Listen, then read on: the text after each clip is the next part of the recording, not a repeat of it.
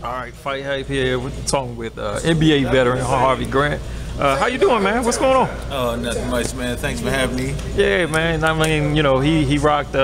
He was here with the Wizards. There's a reason why he got on the 76ers gear. Your son plays for him. One of your sons played for him, and your other son plays for the Knicks, man. We're up here watching Thomas Top Dog Williams doing some boxing, man. Didn't know you was a fan of boxing. Let me tell you, I mean, what engaged your interest in boxing?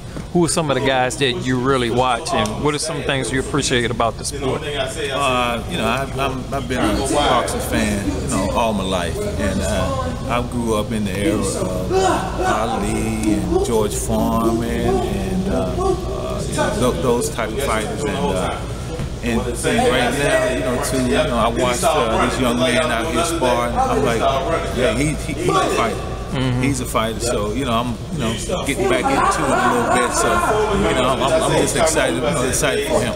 I see. So Top Dog is one of the guys. Is there any other guys you know about, like in the middleweights and heavyweights that you watch right now that the general public like? Not to put you on too much of this. No, that's all right. That's okay. Right now, you know. I watch a lot of Floyd. I watch a lot of Floyd, Pacquiao, and there was another young kid coming up.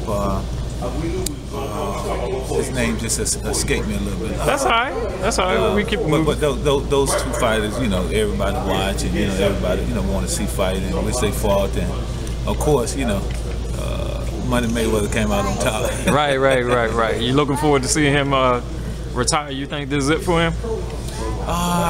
Some people say you want to go for the 50. You think? You know what? I hope he don't retire because you know he's a fighter, and you know a lot of people, you know, give him grief about, you know, running, but you know that's how you fight. You know. You can be a defensive fighter, you can be an offensive fighter, but I think his whole game is, you know, is real good. What do you think about Floyd's persona and the way he made himself, you know, a multi-millionaire? A lot of people, you know, think it's just he's just doing it for character, or he made himself a villain like that. There's plenty of guys in the NBA that you played against that do that. One for being like Dennis Rodman. We all saw his special, which was crazy. I mean, what do you think about guys that kind of use that bad guy image? And you played against the bad boys yourself in Detroit. They use that, but outside of that, they get off the court or they get out outside their ring. They're totally nice guys to approach. No question, you know, in this day and age, everything is about, you know, your persona and marketing, and I tell you what, Floyd, he does it well, and you can't blame a guy like that because you know he want to control his own destiny, and you know I think he's his own promoter, and you know everything. That's true. You know, he got his own gig, and you cannot blame a guy for doing that. You know he you know, I think once he said he want to work for himself, and that's what he's been doing. And now look at him. You can't knock a guy for doing that. Now let me ask you something. On the teams that you played for, when the Bullets made the transition to the Wizards, out of all the teammates you had, people that got traded there, people that got drafted there, if these guys were to make a transition to boxing, including yourself, who would have been the best person? Somebody that the public might know. Ooh, that's a tough one. That's a tough question. Yeah, that's a tough one. What about let's say about the league in divisional at the time you signed, instead of your team? You know, I played with a guy. I tell you, I played with a guy out in Portland.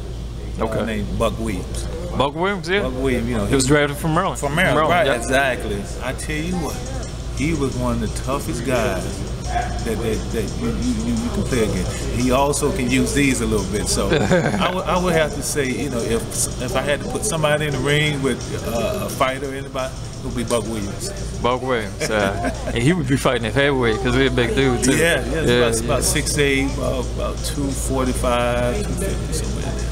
Yeah. Now, Harvey, tell me, you right now, you know, I know you say you do some running, you're enjoying retirement, you enjoy watching your sons play in the league. 2 sons play in the league, got another son that plays overseas.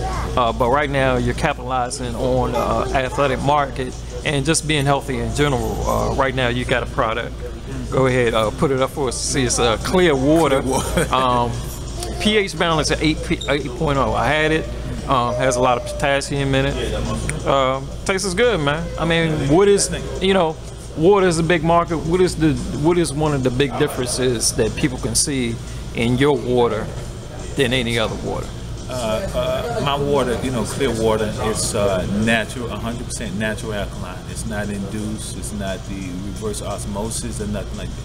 It comes straight out the ground, and that's what you get. You know, the way the good Lord wants you to have water. It's nothing put in it or nothing. It's all natural. It's natural alkaline.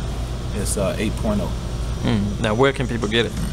That's the most important part. You know, just go to my website, g4beverages.com, and you can order from there, or you can, you know, call me directly. You know, my number and everything is on my website. Okay, man. Thanks, man. Are you on Instagram, Twitter, anything like that? Can people give you a follow at? No, I'm an old. You're a low key guy. I'm an old dinosaur, so I haven't made it there yet. But you know, it's coming in the near future. How crazy would that stuff been if you was in the league now? You know, Twitter and Facebook, man. Oh my! And you would have gotten in some trouble. No comment. Thanks for your time, Harvey. I appreciate it, man. Thank you. All right.